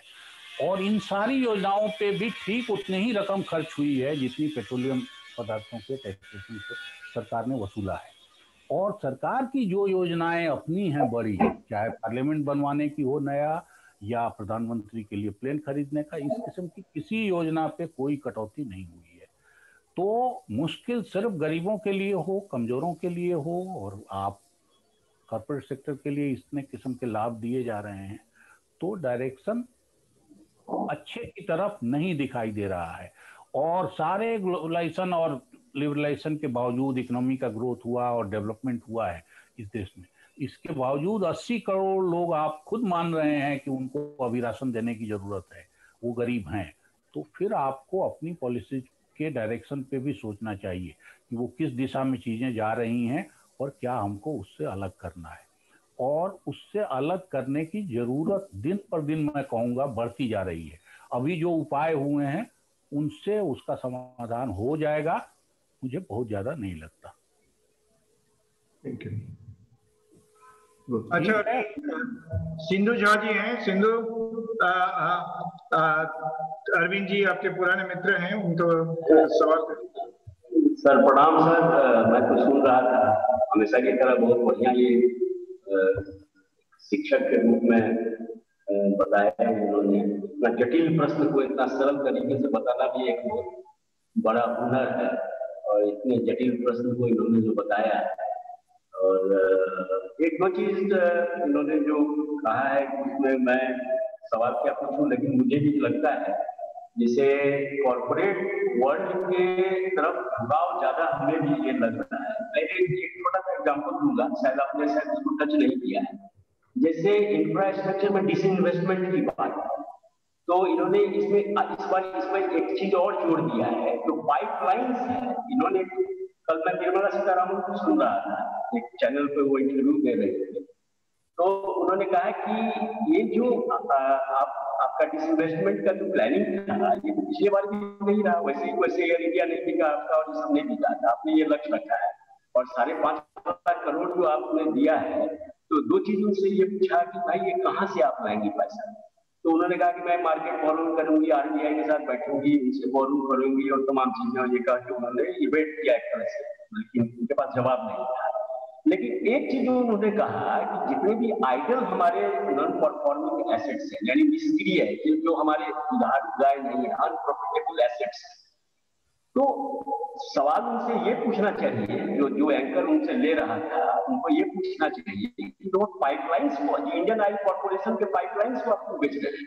पाइपलाइन आपका इंडियन ऑयल कॉर्पोरेशन का दुधारू गाय है, तो आप पाइपलाइंस इसलिए बेच रहे हैं कि एक कंपनी है इस देश में जिसके पास सिर्फ पाइपलाइन नहीं है, बल्कि एशिया का सबसे बड़ा रिफाइनर्स है। मैं नाम नहीं देना चाहता हूँ, आप सब जान ही रहे हैं कौन है वो। तो हो सकता है कुछ अंडरस्टैंडिंग हो। आप जो कह रहे हैं, जो कैपिटल गेन टैक्स नहीं लगाया, शेयर मार्केट नहीं बनाया, शेयर मार्केट में टैक्स नहीं लगाया, तो शेयर मार्केट का तो लीडर है वो, उसी ने शेयर मार्केट में सबसे पहले क्रांति भी लाया, ऐसा कहा जाता है। तो जब वो लीडर है और जिस तरह से डिसइन्वेस्टमेंट का प्लानिंग किया गया है, तो कहीं ना कहीं इस बिग बिजनेस हाउसेस को, उनके इंटरेस्ट को देखते हुए किया गया है। अब जैसे इन्होंने कहा है कि जैसे कंटेनर कॉर्पोरेशन ऑफ इंडिया के इन्वेस्टमेंट की बात कही है और शिपिंग कॉर्पोरेशन को उन्होंने बेचने की बात कही है, लेकिन हमें इस बात से हैरानी हुई कि भारत पेट्रोलियम कॉर्पोरेशन आपका 65,000 करोड़ रुपए का इसका टारगेट था, जो कि क्योंकि उसके कोई अब ये कह रहे हैं कि बिडिंग करेंगे। दूसरा इन्होंने कहा है कि पाइपलाइंस, इस बार इन्होंने पाइपलाइंस को जोड़ दिया, और जिस दिन ये पाइपलाइंस जोड़ा है, ये जो नेहरूवियन पूरा फ्रेमवर्क को जो उलटना चाहती है ये सरकार, उसका ये साफ रिफ्लेक्शन है इस बजट में। इसलिए कि 1962 में जब वार हुआ था चाइना का, तो उसी के बाद जब ये जो बर्मा सेल था, जो भारत पेट्रोलियम हिंदुस्तान पेट्रोलियम बन गया, ये बर्मा सेल ने 62 के वार में नेहरू जी को तेल देने से मना कर दिया था। हमारे फ्रंट पे जो जवान गए थे, उसके बाद सरकार ने विचार मंथन किया कि एक अपनी कंपनी बनाई जाए जो हमारे लिए खुद तेल रिफाइन करे, और ये इंडियन रिफाइनरी कंपनी हुआ करती थी। तो इंडियन रिफाइनरी कंपनी और इंडियन ऑयल, ये दोनों को मर्ज करके बनाया। अब जब आपने उसको एक राष्ट्रीय दर्जा दिया जो आपका स्ट्रैटेजिक एसेट है, उस स्ट्रैटेजिक एसेट को बेचने का हमको ये समझ में नहीं आया, ये अब पाइपलाइन को क्यों बेचना चाह रहे हैं, पहली बात। और दूसरी बात ये है कि ये 5.5 लाख करोड़ का जिनका कैपिटल एक्सपेंडिचर है, ऊपर वाला, हाँ अब आ रहा, अच्छा, तो ये पैसे ही कहां से लाएंगे? तो पॉपुलिज्म तो साफ साफ दिख ही रहा है, इसमें कोई दो राय नहीं है। और जहां तक अमीर होते चले जा रहे हैं, दुनिया में हमको लगता है कि दुनिया के तमाम विकसित देश में जहां अमीरों पर टैक्स लगाया जाता है, वहां पर अगर ये बाइडेन ने कहा है कि $1.3 ट्रिलियन ये कोरोना के वक्त में उन्होंने, अभी उनका मैं सुन रहा था BBC पे, तो उसमें उन्होंने कहा था, तो उनको ये भी सोचना चाहिए कि वहां के लोग टैक्स भी बहुत देते हैं, और आपके यहाँ तो जो टैक्स है वो तो सिर्फ जो आप देखते हैं जिनके पास पैसा है, जिनकी सैलरी है, उन पर आपने टैक्स किया, लेकिन जो बिजनेस बड़े बड़े घराने हैं उन पर आपने आज तक क्यों नहीं टैक्स किया? ये सवाल हमेशा पूछा जाएगा, चाहे वो कांग्रेस की सरकार हो, चाहे वो बीजेपी की सरकार हो, चाहे यूनाइटेड फ्रंट की सरकार हो, कोई भी सरकार हो, सत्ता में जो भी आता है, हमको लगता है ये जो पूरा जो मीटिंग होता है प्राइम मिनिस्टर, ये फाइनेंस मिनिस्टर का इन लोगों के साथ, तो हमको लगता है कहीं ना कहीं ये बजट जो है हमेशा प्रो रिच ही होता है। कहने के लिए, कुछ दिखाने के लिए आप कर देते हैं कि हमने राशन बढ़ा दिया, हमने हेल्थ में ये कर दिया, वो कर दिया, लेकिन मिला जुला के जो क्रक्स है बजट का, वो हमको लगता है कि पूरा कॉर्पोरेट वर्ल्ड की हित साधना के लिए ही किया गया है। तो हमें तो कोई बहुत बढ़िया चीज इसमें नहीं दिखाई पड़ रहा है इस बजट, सिवाय पॉलिटिकल का जो कि आपने कह ही दिया। सिंधु जी, मैं संक्षेप में कहूंगा, डायरेक्शन की बात बार बार मैंने की है और उसकी ज्यादा चर्चा करने की जरूरत नहीं है, लेकिन दूसरा पॉइंट भी असल में है जो हमको नहीं भूलना चाहिए कि PSUs का परफॉर्मेंस और सरकार का इकोनॉमी के कितने सेक्टर्स में जाने का मसला है, और वो मॉडल भी दुनिया में कहीं नहीं टिका, और हमारे यहाँ भी लिबरलाइजेशन पे एक किस्म की ब्रॉडर सहमति रही सारी पार्टियों के बीच। कम्युनिस्टों में नहीं थी, लेकिन कम्युनिस्ट सरकारों ने भी उसी तरफ डायरेक्शन रखा। तो एक वो फेलियर अपनी जगह है PSU का, तो उस डिटेल चर्चा में मैं नहीं जाऊंगा, ये डायरेक्शन की बात है। नहीं, फाइनेंस मिनिस्टर ने कहा कि जो आइडल हमारे एसेट्स हैं, आइडल मतलब निष्क्रिय नहीं है, जो बेकार है, तो मैं ये पूछना चाहता हूँ फाइनेंस मिनिस्टर से कि भाई जब सुधारू नहीं है तो ठीक है, ये बात आपका सही है, एयर इंडिया हम घाटा में चल रहा है तो आप बेच रहे हैं, लेकिन आप पाइपलाइन को क्यों बेच रहे हैं? पाइपलाइन तो आपका इंडियन ऑयल जो है पूरा आप एक पाइपलाइन का मसला थोड़े ही, आप देखिए पूरा टेलीफोन इंडस्ट्री का क्या हाल हो गया, किस तरह से कहाँ किसके, तो अलग अलग बहुत सेक्टर्स पे मैं बात नहीं करूँ, मैं डायरेक्शन की बात कर रहा हूँ, और डायरेक्शन में दूसरा उदाहरण भी आपको एक दे रहा हूँ कि इस सरकार ने ये हिम्मत की है कि शिक्षा का बजट कम कर दे। अब बताइए, शिक्षा में बजट कम करके कोई काम कैसे करेगा जो शिक्षा का बजट ऑलरेडी कम है? हमारे यहाँ हेल्थ का बजट 1.6% था, उसका प्रोविजन बढ़ा है, लेकिन उसी प्रोविजन में पानी का सारा खर्चा जोड़ दिया गया है और उसी में वैक्सीनेशन का खर्चा जोड़ दिया गया। तो हेल्थ पे दिखता तो है कि 130-35% का ग्रोथ दे दिया। तो डायरेक्शन इस सरकार के और इस बजट का अलग दिशा में है, जो अभी रिस्की है उसके बारे में प्रिडिक्ट करना कि अगले 5 साल में इकोनॉमी क्या डायरेक्शन लेगी और उससे कुछ नतीजा निकलेगा नहीं निकलेगा, और वो सिर्फ सपना दिखाने का है या एक्चुअल खर्च होगा। और जहां खर्चे की जरूरत अभी जैसे एजुकेशन और हेल्थ में, तो किसी भी दिन रोका नहीं जा सकता खर्च। तो अगर वहां बजट कम हो रहा है, अगर सैनिक स्कूल तक में, पहाड़ी स्कूलों में, आदिवासी इलाके के स्कूलों में प्राइवेट सेक्टर को आप परमिशन दे रहे हैं, अगर पूरा इंश्योरेंस आप खोल दे रहे हैं विदेश के लिए 74%, क्योंकि इंश्योरेंस अकेला बिजनेस नहीं है, आपको मालूम है, इंश्योरेंस से हेल्थ जुड़ा हुआ है, इंश्योरेंस से हाउसिंग जुड़ा हुआ है, इंश्योरेंस से हर चीज का, जिसका इंश्योर करेगा और किसका इंश्योर करेगा उसका एक खेल अलग है। वो किसी देसी डॉक्टर का या आयुर्वेदिक डॉक्टर को हेल्थ का स्कीम थोड़ी देने देगा, या किसी ऐसे अस्पताल को, या किसी गांव के बढ़ई के बनाए सामान को थोड़ी इंश्योर करेगा, वो बड़ी कंपनियों को इंश्योर करेगा। तो असल में इकोनॉमी की डायरेक्शन पे तो बार बार सवाल उठ रहा है, लेकिन उसने कुछ रिजल्ट भी दिए हैं। अभी इस बजट से वो जोर और बढ़ा है, वो बढ़ के फिर रिजल्ट देता है कि नहीं देता है, या जो 2022 का चुनाव होना है वो सपना दिखा के कुछ और करना है, या क्या होना है, इस पे टिप्पणी मैं नहीं करना चाहता बजट में पॉलिटिकल। लेकिन ये जरूर है कि तात्कालिक जरूरतें जिस किस्म की थी उनको इग्नोर करके एक लॉन्ग टर्म जरूरत की तरफ सरकार ने ध्यान दिया है, और जिनको उससे लाभ होगा वो वाह वाह कर रहे हैं। जिनको तुरंत उम्मीद थी नौकरी पेशा से लेके गरीब तक को, वो बहुत कुछ कहने की स्थिति में होते नहीं हैं, और वो हैं नहीं। तो इतनी कह के मैं खत्म करना चाहूंगा, मुझे असल में कहीं जाना भी है। थोड़ा वो एसपी त्रिपाठी जी हैं जो डायरेक्टर जिप्सी कानपुर के, हमारे पुराने सीनियर हैं। त्रिपाठी जी तो बोलूंगा कि कुछ बात करें, हमारे सीनियर हैं जी। शुक्रिया मोहंती साहब और अरविंद भाई, बहुत अच्छा लगा आज आपका एनालिसिस। आपके साथ लंबे समय तक काम किया मैंने, और मैं आपकी विचारधारा और एक जो इन डेप्थ एनालिसिस है उसको शुरू से समझता आया हूँ। और ये कहना आपका सही है कि budget is the political statement, और पॉलिटिकल स्टेटमेंट इकोनॉमिक एक्टिविटीज़ का।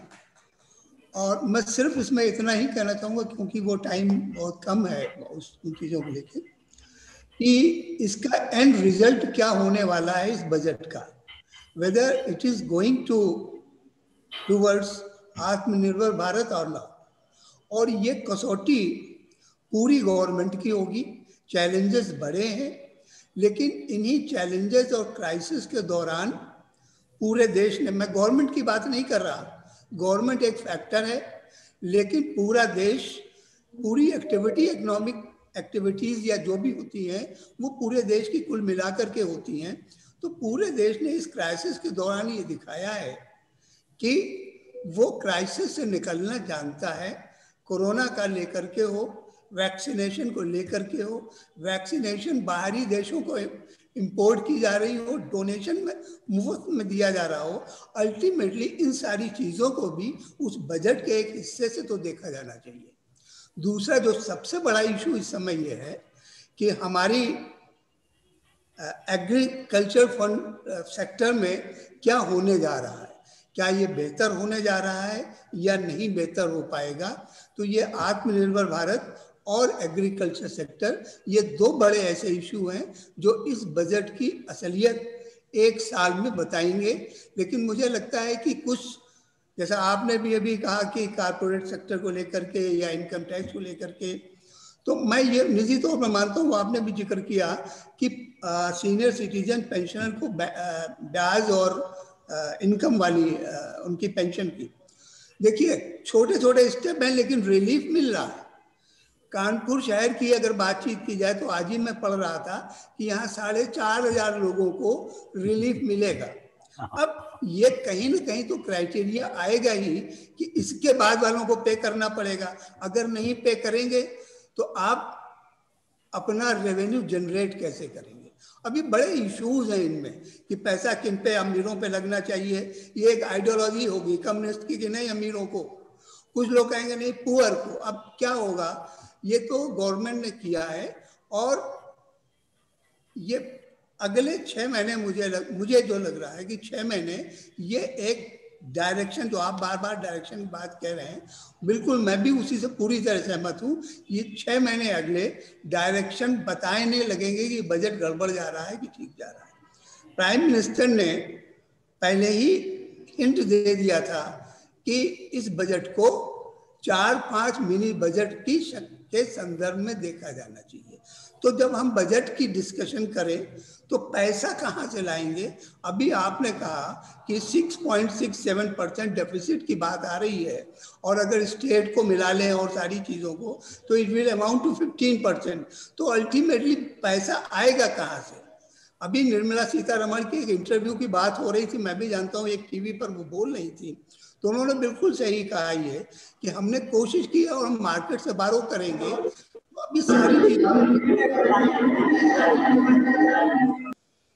चीजों को देख के लगता है कि 6 महीने मतलब कोई कैलकुलेटेड नहीं है, एक अप्रोक्सीमेटली ये डायरेक्शन तय करेगा। और जो आप डायरेक्शन की बार बार बात कर रहे हैं, मुझे लगता है वही डायरेक्शन या तो आत्मनिर्भर भारत बनता है या नहीं बनने की तरफ बढ़ता है, उससे पता चलेगा। मैं त्रिपाठी जी, दो चीजें आप चाहते हैं। एक तो खेती का क्या होना है, डेवलपमेंट के जो मॉडल अभी दुनिया में चल रहे हैं 4, यूरोप का, रूस का, चीन का और जापान का, उसमें खेती की जगह नहीं है। बहुत खेती की मुश्किल आने वाली है, और दुनिया में खेती पे करीब 4.25 अरब लोग जीवित हैं, और जो नया कैलकुलेशन है उसका मानना है कि सिर्फ 75 करोड़ लोगों से खेती कराई जा सकती है। तो 3 अरब लोग कहाँ जाएंगे, ये आज के ग्लोबल लीडर्स को भरोसा नहीं है। तो मैं उस डायरेक्शन को बहुत ज़्यादा आगे नहीं ले जाऊंगा खेती की बात को, कि अपने यहाँ फिर क्या होना है। दूसरी बात जो आप कह रहे हैं कि आत्मनिर्भर भारत की तरफ जाएगा नहीं जाएगा, जा सकता है, और पॉलिसीज उस तरफ हैं, लेकिन दिक्कत हमारी घोषणाओं से नहीं है, दिक्कत घोषणाओं के रिकॉर्ड से है। मोदी सरकार का जो रिकॉर्ड है, जैसे उन्होंने आयुष्मान योजना शुरू किया तो दुनिया का सबसे बड़ा हेल्थ स्कीम आया, और इस कोरोना में किसी को आयुष्मान का लाभ हुआ हो मुझे नहीं दिखाई दिया। तो वो किसके लिए अनाउंस हुआ और किसको लाभ हुआ, ये अपनी जगह है। तो उनका जो पुराना रिकॉर्ड है वो इन घोषणाओं पे जल्दी भरोसा होने नहीं दे रहा है। अगर घोषणाएं उस डायरेक्शन में चली और इतनी सड़कें बनी और इतना बिजली का घर बना, ये सब हुआ, तो निश्चित रूप से आत्मनिर्भर भारत के डायरेक्शन में।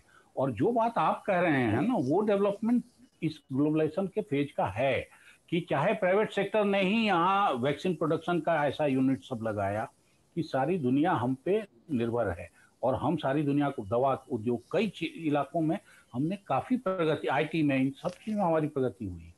तो वही है कि डायरेक्शन आप देखिए और फिर ये समझने की कोशिश करिए कि चीजें उस तरफ जा रही हैं कि नहीं जा रही।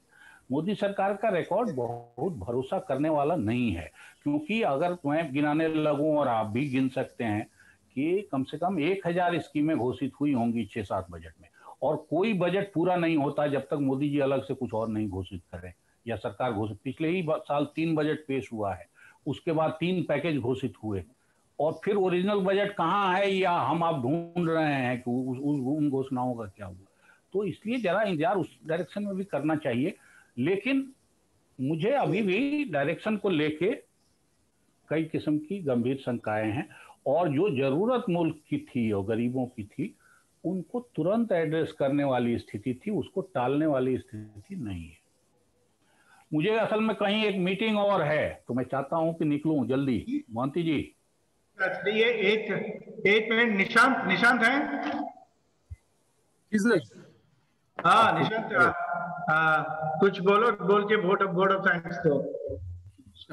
सर पहले तो सर वेरी आई मीन सवाल है तो सवाल पूछ लूं मैं? अच्छा, मेरा सवाल कई हद तक कहीं पर सर ने एक्चुअली जवाब दे दिया है। मेरा सवाल नहीं है, मेरा जो सवाल एक शब्द है, ऑफ बजट फाइनेंसिंग, और मैं सिर्फ इसको इसलिए पूछना चाहता हूं कि थोड़ी सी इसमें क्लियरिटी आए कि ये ऑफ बजट फाइनेंसिंग सर क्या है, और ये अगर थोड़ा सा सर आप बता सके हमारे जो स्टूडेंट्स खासकर जो सुन रहे हैं, तो थोड़ा सा उनको समझ में आए कि ये क्या खेल है, ये क्या अलग खेल है।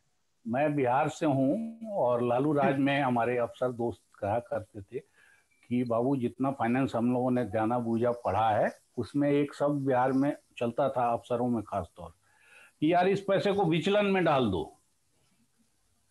तो विचलन फाइनेंस मैनेजमेंट का एक, कि बच्चों के स्टाइपेंड का पैसा आया है उसको उसको वृद्धावस्था पेंशन में भेज दो, वो विजिलेंस में डाल के उसको वहां भेज दो। अभी ये इमरजेंसी जरूरत आ गई तो इस फंड को निकाल के उधर खर्चा कर दो। तो ये जो बजट के बाहर का फाइनेंस का खेल है ना, कि किसको कहाँ से पैसा ले आके डाल दें, क्या कर दें, ये सब फाइनेंस मैनेजमेंट का ही नया खेल है। बजट के बाहर बहुत सारे अनाउंसमेंट नहीं होते थे पहले। आज की तारीख में ये है कि बजट आया नहीं कि अनाउंसमेंट नए चालू हो जाते। तो अब इन सब पे ज़्यादा कमेंट करने की कोई बहुत ज़्यादा जगह नहीं है। और मैं बस यही चाहता हूँ कि अब छुट्टी हो, मुझे कहीं पहुँचना है। ठीक है? अच्छा अच्छा अच्छा। सब लोगों को नमस्ते। फिर हम लोग फिर कभी बुलाएंगे and we will have a greater and closer interaction. So thank you. धन्यवाद।